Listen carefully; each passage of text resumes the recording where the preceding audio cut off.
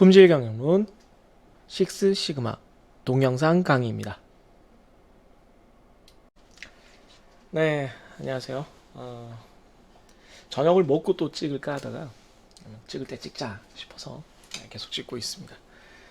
저 뒤에 좀 멀리 보이는 거는 책더미랑 공기청정기인데 이쪽에 있는 거니까 맞죠? 저렇게 해놓으니까 더 지저분해 보인다. 다음에 더 멀리 치우던지 할게요. 네.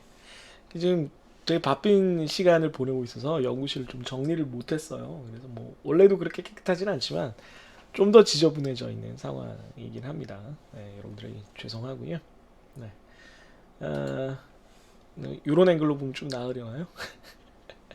책상 위가 너무 지저분한데 펜들이 막 지금 널브러져 있고 그래가지고 네, 그렇습니다. 밑에 자막에 있는 유튜브 얘기를 좀 더 해보려고 하는데요. 제가 최근에 이제 뭐 멍 때리고 있을 때 유튜브를 보거나 예전에 뭐 그런 얘기도 했었는데 생활 소음을 좋아하는 사람들이 많잖아요. 저도 그런 사람 중에 한 명인데 그래서 그냥 뭐 일을 할 때 유튜브 같은 걸 그냥 틀어놓는 경우가 많아요. 소음이 나라고. 그래서 그때 그 얘기를 할 즈음에는 아마 1년 전쯤인 것 같은데 그때는 주로 예능 방송들 이렇게 핫클립 모아놓은 유튜브들을 이렇게 틀어놓고 그 소리를 들으면서 일을 했었어요. 그러다가 뭐 요즘 이것저것 하다가 발견한 유튜브들이 뭐가 있냐면은 네. 하나 지워야지. 네, 찐남매 유튜브로 지금 나오는 이 쇼박스라던가 이 개그맨들이 하는 유튜브인데 뭐 보면 유명했던 게 장기연애 시리즈로 되게 유명해졌었죠. 네. 굉장히 이제 현실감 있는 커플의 모습을 그려내서 제가 주위 사람들한테도 막 그 추천을 하고 그랬었는데 뭐 하나하나가 다 재밌는 것 같고요. 2, 3분 정도 길이라서 지루하지도 않고 재밌고 그 디테일들이 너무 잘 살아 있어서 여러 번 보게 되는 것 같아요. 여러 번. 네. 사소한 어떤 동작들 같은 게 정말 디테일이 살아있다는 생각이 들어서 좀 재밌게 보고 있고 구독을 진짜 많이 해놨는데 개그 하는 그 유튜브 중에는 낄낄상회도 좋아합니다. 낄낄상회가 주로 이제 뭐 예를 들면 목사님과 스님이 불알 친구인 설정으로 둘이서 떠들면 옆에 있는 사람들이 그걸 듣게 되면서 웃는 뭐 이런 그런 몰카 비슷한, 사실은 몰카는 아니고요. 엄밀히 말하면은 그 설정을 해서 이 관객으로 섭외를 해서 요분들을 앉혀놓고 이제 하는 거죠. 어쨌든 이분들 내용은 모르고 앉아 있는 거니까 많이 웃는 그런 내용입니다. 그리고 요즘은 좀 예전에는 이런 몰카 시리즈를 많이 하다가 요즘은 좀 다른 내용들, 다른 그 아까 쇼박스처럼 이렇게 설정 그 상황극, 시트콤류를 많이 만들더라고요. 그래서 그런 것들도 좀 재밌게 보고 있습니다. 그래서 관련된 뭐 역시 유튜브 중에 유명한 뭐 꼰대이도 있고요. 김대희 역할 본인을 하는 꼰대이로서, 그러니까 사실은 김대희의 형인가 뭐 그런 걸로 이제 설정은 되어 있는데 그냥 김대희라고 생각하고 다들 김대희를 욕하죠 앞에서. 그래서 제가 재밌게 봤던 편은 김준현 씨가 나오는 편이었던 것 같은데 인기 업로드에 김준현 편이 없나요? 김상중은인데 여기 있다. 김준현 편 이게 시작 아니야. 명인 손이 다 10만원으로 줘와 이봐. 대학이 사주고 한 돈이다. 와이프랑 부동 김대희 선배한테 이거 사줬으면 잘했다. 우리는 그냥 숟가락 빨고 자, 간짜장 먹을 거 짜장 먹자. 김대희 선배님한테 사줘야 되니까 우리 아들이 울고 불고 조용히 해라. 김대희 선배님 사드려야 되니 너희는 그냥 밥에다 김이나 싸먹어라. 고기는 김대희 선배님만 먹는다. 뭐 이런 식 아들이 이런 식의 내용이죠. 그러니까 이제 문세윤도 그렇고 맛있는 녀석들이 여러 번 나왔는데 그래서 뭐 약간 그걸 이제 뭐 어떤 우리나라에서도 이제 뭐라고 탱커라 그러죠. 탱커 당하는 역할을 해주는 탱을 진짜 잘해요 김대희가. 그래서 잘 받아주는 편이라서 뭐 그 김대희의 쪼잔함 뭐 이런 것들을 가지고 많이 놀리는 모습을 보여주는 네, 그런 내용입니다. 그거 말고 또 제가 최근에 보는 게 싱글벙글. 이것도 이제 시트콤류인데요. 그 코미디를 하는 유튜브인데 구독자가 이것도 최근에 많이 늘고 있어요. 뭐 이렇게 주로 이 두 분이 이제 부부 역할로 나오시는데 부부나 이제 커플 역할로 나오시는데 여자분이 이제 좀 주장이 강하고 좀 리드를 하는 성격이고 남자분이 이제 좀 끌려가는 이제 그런 우스꽝스러운 모습을 많이 보여주는 그런 거예요. 약간 이제 성인 코미디에 가까운 것들도 있는데 뭐 아내가 친정에 간다 뭐 이런 게 좀 유명해졌었던 것 같습니다. 조회수가 여기서 좀 터졌던 것 같아요. 제 기억에는. 그 다음에 뭐 네, 피식대학도 있네요. 피식대학. 피식대학은 뭐 다들 잘 아실 것 같아요. 네. 그 한사랑 산악회로 유명한 네, 개그 여기도 코미디언들이 모여서 하는 네, 내용이죠. 그거랑 이제 동대문에서 옷 파는 컨셉으로 하는 공호학번 이즈백. 그래서 요게 처음에는 동대문에서 옷 파는 컨셉으로만 하다가 이게 점점 확장돼서 뭐 그 공호학번 시대의 00년대의 그 대학 생활이나 문화 생활을 총칭하고 있죠. 요즘 나이트 가는 것도 나오고 그러더라고요. 요즘 뭐 이렇게 게스트들 데리고 와서 이제 토크하는 그런 내용도 만들어놨고 또 뭐가 있었지? 또 재밌는 게 몇 개 있었는데 기억이 안 나네요. 네. 아 회사원 3라고 오사카에 사는 사람들을 패러디해서 오사카에 안 사는 사람들을 만든 것도 있어요. 네. 그래서 뭐 이런 것들이 있고 아까 낄낄상회랑 진짜 비슷한 게 요 드립팩토리 요게 이제 아까 그거랑 똑같은 컨셉이더라고요. 예, 두 분이서 요 남자분이 주로 주인공인데 요 여자분이랑 두 분이서 되게 엉뚱한 얘기를 이제 말도 안 되는 얘기를 하고 있으면 이제 주위 사람들이 웃는 당연히 이제 주위 사람들은 이제 관객처럼 섭외를 한 거고요. 네, 그래서 그런 컨셉의 코미디언데 요 여기가 그 싱글벙 낄낄상회보다는 여기가 좀 더 뭐라 그래야 되나 그 시트콤 상황극이 좀 더 찰지다 그래야 되나 대사를 잘 치는 느낌이라서 네, 재밌게 봤고요. 그거가 없네. 하나가 추가가 안 돼 있네요. 네. 하나가 제가 요즘 최근에 보는 시리즈가 너덜트예요. 너덜트. 아 이거 구독을 안 해놨구나. 네, 요것도 역시 시트콤류인데 네, 최근에 굉장히 이제 구독자가 늘어나고 있고 이 여기서는 유명했던 그 동영상이 제가 느끼기로는 카공족도 있고 좀 더 있는데 네, 롤부심도 재밌었고요. 그 다음에 당근마켓 남편들 뭐 이런 것들이 예, 굉장히 재밌었던 걸로 기억합니다. 그래서 제가 방금 추천하는 것들은 다 이제 코미디 유튜브들이고요. 한 2, 3분, 10분 정도 2, 3분에서 길게는 10분이 넘는 게 있었나 지금 생각하고 있었어요. 10분 정도의 범위에서 뭔가 스트레스를 풀고 웃고 즐길 때 볼 수 있는 그런 내용들이었던 것 같습니다. 너무 유튜브 많이 보는 것 같아서 그런데 아무튼 제가 보는 유튜브들은 그렇고요. 여러분들이 보는 유튜브가 뭐가 있는지 모르겠는데 재밌는 게 있으면 좀 추천을 해주셨으면 좋겠습니다. 이 동영상 밑에 댓글로 추천을 해주면 너무 좋겠고 그게 아니면 저 개인적으로 좀 저한테 와서 좀 알려주면 좋겠어요. 뭐 시험 문제로 하나를 내야 되나? 보고 나도 재밌으면 내가 못 봤던 거고 나도 재밌으면 2점 내가 봤지만 재밌었던 거면 1점 재미없었으면 뭐 그렇게라도 해야 되는지는 모르겠지만 아무튼 네, 요즘 제가 생각할 때 사람들 간에 교류하는 방식 중에 하나가 이런 게 아닐까 싶습니다. 너무나 컨텐츠가 많기 때문에 자기가 보고 즐겼던 컨텐츠를 다른 사람한테 추천해 주는 것 네, 그게 하나의 좀 교류하는 방식. MBTI보다는 저는 이런 게 유튜브 알고리즘이나 자기가 보는 게 어떤 건지를 다른 사람이랑 이렇게 얘기를 해보는 게 훨씬 더 이해하는 데 도움이 되지 않나 싶어요. 뭐 ENFP, 뭐 ENFP, 뭐 INFP 뭐 이런 식으로 얘기를 한다고 해서 사람이 거기에 정형화돼서 그 안에만 갇혀 있는 것도 아닌데, 네. 제가 뭐 MBTI 이런 걸 별로 안 좋아하는 성격이라서 그럴 수도 있겠습니다만은 그러면은 또 그럼 교수님은 그쪽 성향이시구나 하고 또 MBTI를 찾아주는 학생도 있을지는 모르겠지만 아무튼 네, 저는 유튜브 이런 걸 재밌게 보고 있습니다. 네, 식스 시그마입니다. 네, 식스 말 그대로 6이죠, 6. 시그마는 우리가 표준 편차 분산할 때 쓰는 그 시그마고요. 네.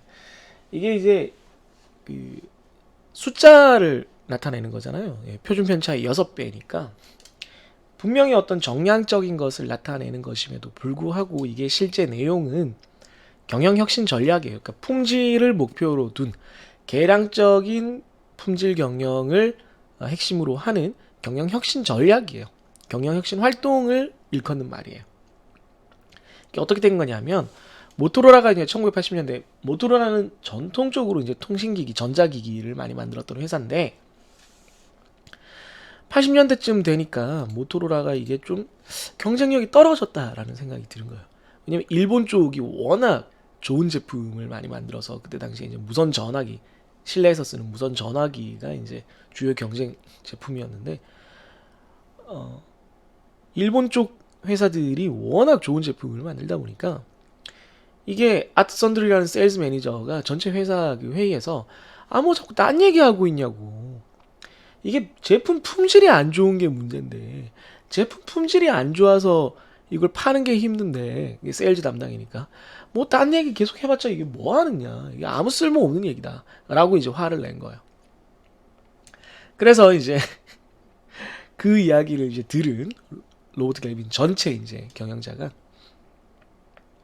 세일즈 담당, 세일즈 매니지먼트를 하는 세일즈 파트를 담당하는 사람이 저렇게 얘기할 정도면 야 이거 심각하구나, 우리가 품질이 굉장히 뒤처져 있구나 라고 느끼고 이제 모여서 머리를 맞댄 다음에 어느 정도의 품질 개선을 이뤄야 우리가 품질을 혁신했다 라고 우리 스스로도 자신하고 시장에다가도 그렇게 광고하고 더 나아가서 제일 중요한 건 고객들에게도 그렇게 느끼게 할 수 있겠는가 라는 기준을 봤을 때 10배 정도 돼야 된다는 거예요. 그 10배라는 게 이제 뭐 단순히 불량률을 10분의 1로 줄이는 것도 있고 어떤 서비스가 이루어지지 않는 것을 10분의 1로 줄이는 것도 있고 뭐 여러 가지가 있겠지만 그런 걸 다 종합했을 때 어쨌든 10배의 품질 개선을 이루겠다. 그걸 언제까지? 5년 내에 이루겠다. 라고 이제 목표를 세운 거죠.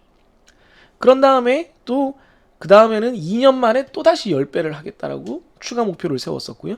그 다음 2년 동안 또 10배를 하겠다고 목표를 세웠어요. 그러니까 이걸 다 합치면은 10배, 10배, 10배니까 1000배가 돼요. 네. 이건 무슨 뭐 원피스도 아니고 이거 뭐 이렇게 파워가 이렇게 인플레가 너무 심하게 일어나는 것 같은데 아무튼 그런 식으로 해서 경영 혁신을 통해서 모토로라가 굉장히 다시 성공한 기업이 됐습니다. 그러고 나서는 이제 1992년에는 무슨 목표를 세우냐면 모든 업무를, 그러니까 완제품과 뭐 애프터 서비스 이런 것뿐만이 아니라 모든 업무에서 식스 시그마, 정상적이지 않은 그런 상황이 식스 시그마 이하로 일어나도록 관리를 하겠다라고 이제 목표를 세웁니다. 그러면서 이제 이 전 과정이 끝나면서 이 모토로라가 그 시도했던 이 경영 방침, 그리고 그것을 달성하기 위해서 했던 행동 양식, 과정, 전략, 뭐 개별 방법론들이 모두 모여서 식스 시그마 경영이라고 불리게 된 거죠.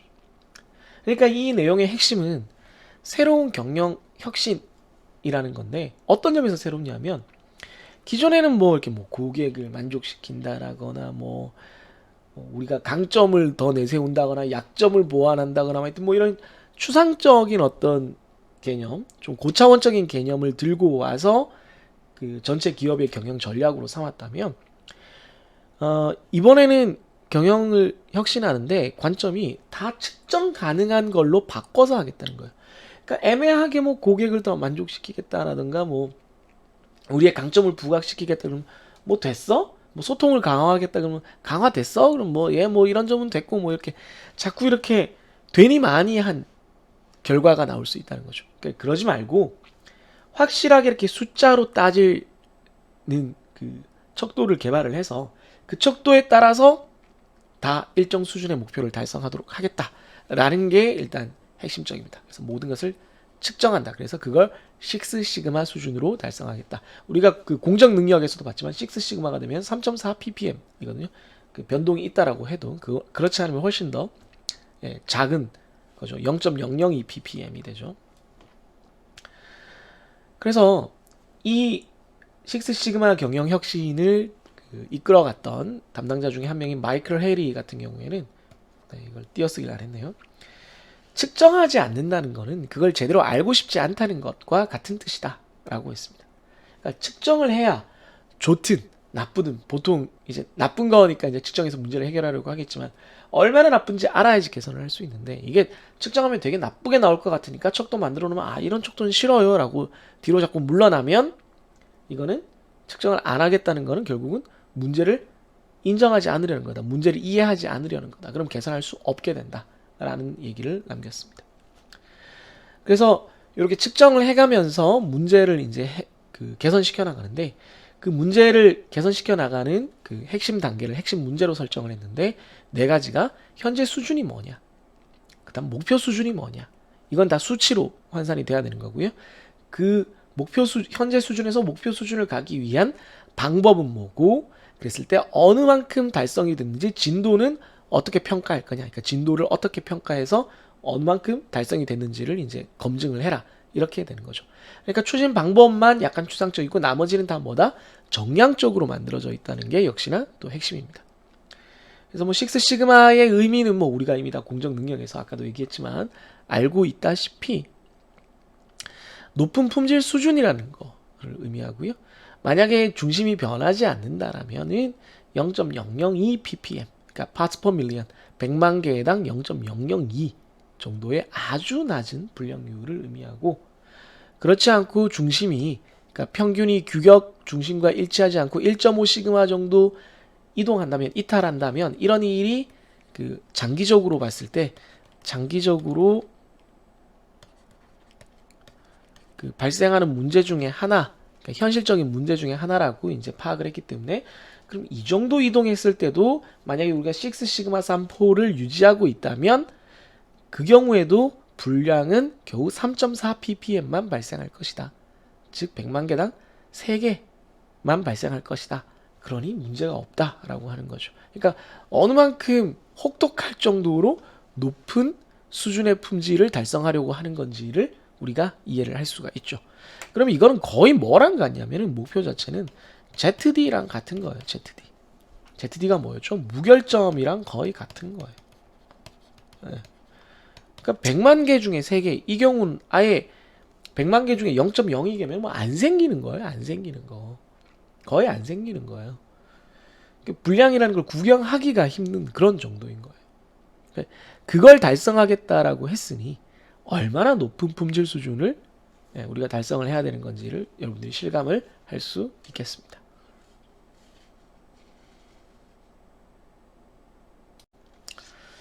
네, 그래서 식스시그마 이 경영 전략, 경영 혁신을 실천하기 위해서는 가장 중요한 게, 앞에서도 지금 여러 번 강조하지만 측정과 척도라고 했습니다. 이거를 다 수치화를 해야 된다라고 했거든요. 그럼 핵심은 수치화하는 거죠. 뭐 어떻게 잴 거냐 하는 건데, 아까도 얘기했지만 아주 낮은 불량률을 우리가 다루고 있기 때문에 단순 불량률이 아니라 이거 숫자를 ppm, 그러니까 parts per million, 100만 개당 어떤 불량이 생기는지를 살펴봐야 된다는 겁니다. 아까 봤지만 3.4 ppm이었잖아요. ppm. 이거를 뭐 그냥 뭐 퍼센트로 따지면 0.000033인가? 그래서 엄청 작아지기 때문에 표현하기가 좀 안 좋아요. 잘 느껴지지 않아요. 그래서 ppm 단위로 이제 하기로 했다라고 하는 거고, 그 ppm으로 따지기가 조금 힘든 그런 경우에는 DPMO, Defects per Million Opportunity라 그래서 밀리언, 이게 100만 개라는 건 똑같은데 이것도 per 뭐뭐 당이라는 것도 똑같고, 이건 불량이라는 뜻이에요.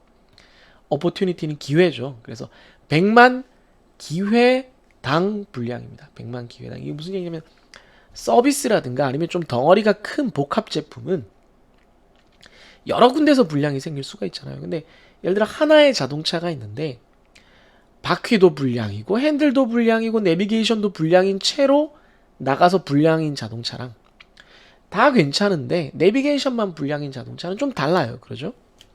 그런데 ppm으로 따지면 둘 다 한 건이거든요. 그래서 이건 좀 공평하지 않다. 그러니까 제가 이렇게 그리자면 자동차를 엉망으로 그리겠습니다만, 하나는 여기 내비게이션만 고장인데 얘는 내비게이션, 바퀴, 뭐 예를 들면 뭐 램프 뭐 이렇게 해보죠. 그러니까 세 군데가 고장이에요. 이렇게 했을 때 ppm 기준으로 따지면 얘도 한 건, 얘도 한 건인데 dpm으로 따지면 예를 들어 자동차 안에 가능한 부품의 수는 예를 들어 뭐 200개, 뭐 100개라고 치죠. 100개.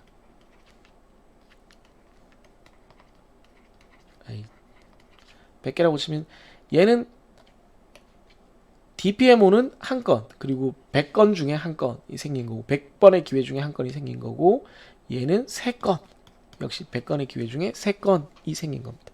그래서 오른쪽이 DPMO로 봤을 땐 더 많이 나와요. 이게 DPMO로 따지면 PPM보다 보통 더 많이 나와요.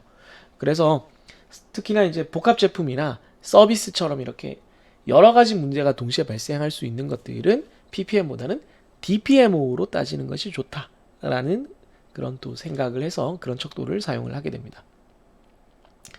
그럼 이렇게 우리가 그 식스시그마를 만들어서 뭐 아까 10배씩 뭐 개선을 한다라고 했을 때 도대체 식스시그마로 했을 때 뭐 4시그마, 5시그마, 6시그마 이렇게 발전시켜 나가면 그 4시그마, 5시그마, 6시그마라는 게 이 규격, 이 규격이 이 실제 제품의 산포에서 여기서 규격까지가 시그마가 몇 개 들어가느냐 하는 거죠. 이게 막 이렇게 집중돼 있으면 시그마가 엄청 작기 때문에 시그마가 10개도 들어갈 거고, 이렇게 퍼져 있으면 시그마가 이 정도 되기 때문에 시그마가 뭐 2개도 제대로 안 들어가고 그렇게 되겠죠. 그러면 이제 시그마가 이제 어떻게 달라질 거냐를 생각을 해봤을 때 4시그마 수준에서 5시그마 수준으로 가면은 불량률이 27배가 좋아져요. 27배가 작아져요. 이 ppm 척도 기준으로. 그리고 5시그마에서 6시그마로 가면은 더 심해져. 69배나 좋아져요, 불량률이. 그러니까 불량률 기준으로 보면은 너무너무 심각한, 이제 뭐 10배가 아니라 막 30배, 뭐 70배 뭐 이 정도 느낌의 개선이지만, 이거를 우리가 어떤 기준? 시그마 기준, 실제 공정을 관리하는 측면에서는 3포의 시그마 기준으로 3포를 줄이는 개념으로 하면은 진짜로 큰 개선을 이룰 수 있다라는 거야. 물론 개선이 쉽다는 건 절대 아니고요. 그래서 실제로 우리가 그 경영 분석을 해봤더니 어떤 분야의, 뭐 모든 분야는 그랬다는 건 아니지만 제조업 분야의 어떤 그 평균적인 기업과 그 분야의 최고 수준의 기업 간의 그 불량률의 차이, 수준 차이가 보통 한 2시그마 수준, 그러니까 4시그마 대 6시그마 혹은 3시그마 대 5시그마 정도의 차이가 있더라는 거예요. 그럼 이렇게 본다면 이거 두 개를 결합했을 때는 30배, 70배니까 대신 2100배 정도의, 2000배 이상의 차이가 난다는 거예요. 불량률 기준으로. 그러니까 이쪽에서 불량 하나 나올 때 이쪽은 불량이 막 1000건씩 막 이렇게 나온다는 얘기니까 이게 게임이 안 되는 거죠. 그렇기 때문에 이제 평균적인 기업과 최고 수준의 기업 사이에 품질 격차가 발생을 하기 때문에 거기서 많은 이득을 최고 수준 기업이 볼 수 있다. 뭐 당연히 뭐 제품 신뢰도도 올라갈 거고, 그걸 통해서 그 우리가 앞에서 살펴봤던 고객 만족과 충성심도 올라갈 거고, 뭐 평판도 좋아지고 신규 고객도 유입될 거고, 뭐 그렇게 되는 거죠. 또 다른 한편으로 이렇게 매출이 증가하는 쪽 말고 이게 비용적인 측면에서도 시그마가 개선되는 게 좋은 게, 시그마 수준이 1 개선될 때, 시그마 수준이 하나 올라갈 때 품질에 들어가는 비용이 10% 정도 감소한다는 얘기가 있어요. 10% 정도 감소한다는 게 주로 어디서 감소하냐면 실패 비용에서 감소합니다. 왜냐면 불량이 발생을 하지 않으니까 그 불량이 발생함으로 인해서 생겼던 비용들이 줄어든다는 거죠. 그래서 이 얘기는 어디서 나왔던 얘기랑 같냐 하면은 역시 ZD에서 했던 얘기랑 같아요. 예. Do it like the first time. Do it like from the first time. 그래서 요 기준을 통해서, 시그마 기준을 통해서 시그마를 계속 개선시켜 나가면은 불량이 줄어듦으로 인해서 그 거의 무결점을 달성하게 되면 불량에 의한 실패 비용들이 다 사라져서 매출이 증대되는 것만큼은 아닐 수도 있고 뭐 더 클 수도 있지만 상황에 따라서는 품질의 실패 비용도 크게 감소시킬 수가 있다는 겁니다. 자, 그러면 이렇게 척도가 중요하고 그 수준에 따라서 이런 차이들이 발생한다라고 했을 때 이 척도를 측정하는 시스템이 되게 중요한데 뭐 제품을 측정하거나 물리적인 걸 측정할 때는 뭐 쉬울 수도 있는데 서비스의 수준이라든가 뭐 작업자의 어떤 환경이라든가 작업 문화라든가 이런 것들 소통이라든가 이런 것들을 측정할 때는 이 척도의 어떤 몇 가지 특성이 좀 주관적이라서 마음에 안 들 수가 있어요. 그랬을 때 이게 우리가 좋은 측정 시스템을 만들었다, 좋은 척도를 적용하고 있다라는 걸 어떻게 평가하느냐 하면 정확도, 일단 우리가 목표한 것과 측정한 것이 잘 맞아야 되겠죠. 좋은 상황이 있을 때 이걸 측정했더니 100점이 나왔다. 그래야지 맞는 상황이에요. 그러니까 우리가 따지면 이렇게 관역이 있을 때 했을 때 이 평균값이 빨간 점의 평균값이 관역의 중간에 가야 되는 게 정확도입니다. 이게 정확도죠. 그다음 선형성은 뭐냐면은 약간 다를 수는 있어. 뭐 예를 들면 뭐 두께 같은 걸 재는 뭐 좀 이게 정확하지는 않지만 두께 같은 걸 재는 경우에 항상 약간 두껍게 재게 되는 캘리퍼스가 있다라고 치면은 이게 좋은 캘리퍼스는 아닐 수 있지만 선형성, 일관성은 있는 캘리퍼스일 수는 있어요. 그러니까 항상 한 5% 정도 크게 나오더라. 그걸 우리가 알고 있으면 이걸 대응을 할 수가 있어요. 이게 막 들쭉날쭉하지 않고 일관되게 그렇게 되어 있으면 우리가 좋은 측정 시스템이라고 할 수가 있어요. 고객 만족을 측정하는데 실제 어떻게 외부 조사를 받은 거에 비해서는 내부 점수가 항상 뭐 한 10% 정도 높게 나오더라. 그럼 그렇게 나오면 다음에 측정했을 때도 이거 한 10% 정도 높게 나왔을 거야 라고 우리가 생각을 할 수가 있으니까 사용을 할 수가 있습니다. 그 얘기가 선형성, 일관성이에요. 그 다음 세 번째는 이게 측정을 하고 또 나중에 측정을 해봤을 때 일관돼야 되는데 안정적으로 이제 계속 같은 값이 나와야 되는데 그게 아니고 요때 쟀을 때랑 나중에 쟀을 때랑 이게 달라져 버리면은 시간에 따른 안정성이 없다라고 합니다. 그 다음 정밀도는 요 관역 그림에서 이렇게 뭐 좀 관역 중간에 안 맞더라도 자기들끼리 이렇게 잘 모여 있는 경우를 말하는데 같은 걸 쟀을 때 같은 걸 반복해서 쟀을 때 똑같은 게 나와야 되고 완전히 똑같은 상황을 쟀을 때는 거의 똑같은 게 재현이 될 수 있어야 돼요. 그래서 같은 걸 쟀을 때 계속 비슷하게 나올 수 있느냐가 정밀도에 해당한다고 볼 수가 있겠습니다. 그래서 이런 성질을 가진 측정 시스템을 가지고 있어야 반대로 얘기하면 어떤 측정 시스템이 좋은 거냐 할 때 이런 성질들이 있는지를 평가를 해봐야 우리가 식스 시그마를 위한 괜찮은 측정 도구를 갖고 있다라고 얘기를 할 수가 있겠습니다.